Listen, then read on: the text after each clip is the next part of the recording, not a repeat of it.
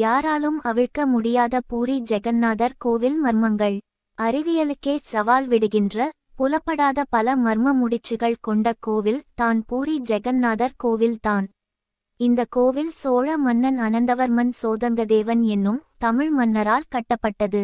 பல வித்தியாசமான கட்டிடக் கலைகளை உள்ளடக்கிய பல்வேறு கோவில்களை தமிழ் மன்னர்கள் உலகமெங்கும் கட்டியிருக்கிறார்கள். இதை ஏன் ஒடிசாவில் சென்று தமிழன் கட்டியிருக்கிறான் என்பதும் யோசிக்க வேண்டியிருக்கிறது.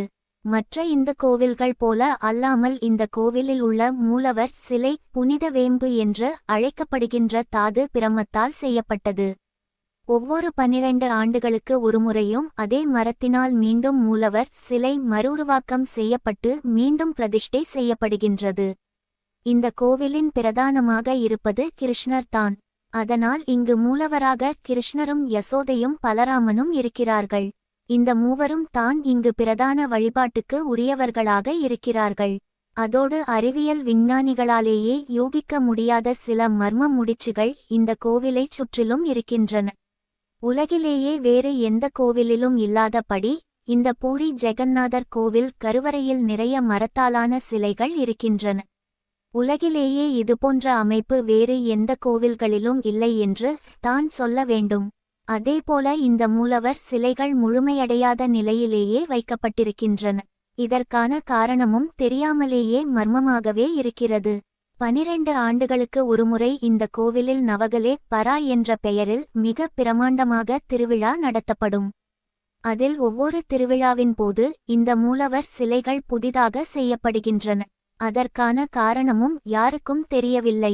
ஆனால் தொடர்ந்து அதை பாரம்பரிய வழக்கங்களில் ஒன்று போல மாற்றிவிட்டார்கள். தஞ்சை பெரிய கோவிலை நாம் மெச்சுகின்ற ஒரு விஷயம் அதன் கோபுர நிழல் கீழே விழாமல் இருப்பது தான். அதை சோழர் கால கட்டடக் கலைக்கு சிறந்த உதாரணமாகச் சொல்லுவோம். அதேபோல தான் இந்த பூரி ஜெகந்நாதர் கோவிலின் கோபுர நிழலும் எப்படி சூரியன் சுட்டெரித்தாலும் தரையில் விழுவதில்லை. பொதுவாக கோவில் கோபுரங்களைச் சுற்றி புறாக்கள், கழுகு போன்ற பறவைகள் பறந்து கொண்டிருப்பதை பார்த்திருப்போம். ஆனால் இந்த கோவில் கோபுரங்களைச் சுற்றி எந்த பறவைகளும் பறப்பதில்லையாம். அதேபோல் இந்த கோபுரத்தின் மீது எந்த பறவைகளும் அமருவதே கிடையாதாம். அது ஏன் என்ற கேள்விக்கு இன்றும் யாருக்கும் விடை தெரியாத மர்மமாகவே இருந்து வருகிறது.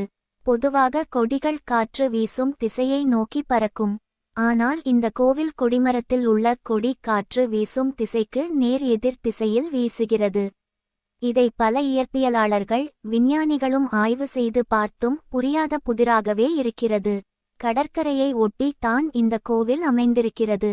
ஆனால் மிக ஆச்சரியமான விஷயம் என்னவென்றால் இந்த கோவிலுக்குள் நுழைந்து விட்டால் எவ்வளவு அமைதியாக இருந்தாலும் வெளியே இருக்கும் கடலின் அலை சத்தம் கொஞ்சம் கூட கேட்காதாம். இந்த கோவிலில் குடிகொண்டிருக்கும் விஷ்ணு பகவான் தினமும் காலையில் எழுந்து ராமேஸ்வரம் சென்று விட்டு மதிய உணவுக்கு மீண்டும் இந்த பூரி ஜெகந்நாதர் ஆலயத்துக்கு வந்துவிடுவதாக ஒரு ஐதீகம் உண்டு. அதனால் தினந்தோறும் இந்த கோவிலில் இறைவனுக்காக விருந்து மிகவும் தடபுடலாக செய்யப்படுகிறது. இந்த விருந்து சமைக்கும் முறையே சற்று வித்தியாசமானது. தனித்தனி பாத்திரமாக இல்லாமல் 5 பாத்திரங்களை ஒன்றன் மீது ஒன்றாக வைத்து 5லும் சமையல் செய்கிறார்கள். பொதுவாக அடியில் தீ எரிந்து கொண்டிருந்தால் அடியில் இருக்கும் பாத்திரத்தில் உள்ள உணவு தான் முதலில் ரெடியாகும். ஆனால் இங்கு இதிலும் சில அதிசயம் நடக்கிறது. மேலே முதலில் இருக்கும் பாத்திரத்தில் உள்ள உணவு தான் முதலில் வெந்து தயார் நிலைக்கு வருமாம். அதேபோல் எவ்வளவு சமைத்தாலும் துளி கூட வீணாகாமல் பக்தர்களுக்கு வழங்கப்படுகிறது. இந்த கோவிலின் தேர் திருவிழாவின் பொழுது பூரி மன்னரின் பரம்பரையைச் சேர்ந்தவர்கள் தங்கத்தினால் ஆன துடைப்பத்தைக் கொண்டு கோவிலையும் அதைச் சுற்றியுள்ள பாதை தெருவையும் சுத்தம் செய்வார்களாம். இங்கு தேரும் ஒவ்வொரு முறை திருவிழாவின் போதும் புதிதாகவே செய்யப்படுகிறது. இதற்கான காரணமும் இன்று வரை யாருக்கும் புலப்படவே இல்லை. இத்தனை மர்மங்களும் நிறைந்த இந்த கோவிலின் மர்மம் எப்போது தீரும் என்று தெரியவில்லை. அதுவும் இது ஒரு சோழ மன்னனால் கட்டப்பட்ட கோவில் என்பது இன்னும் கூடுதல் ஆச்சரியம்.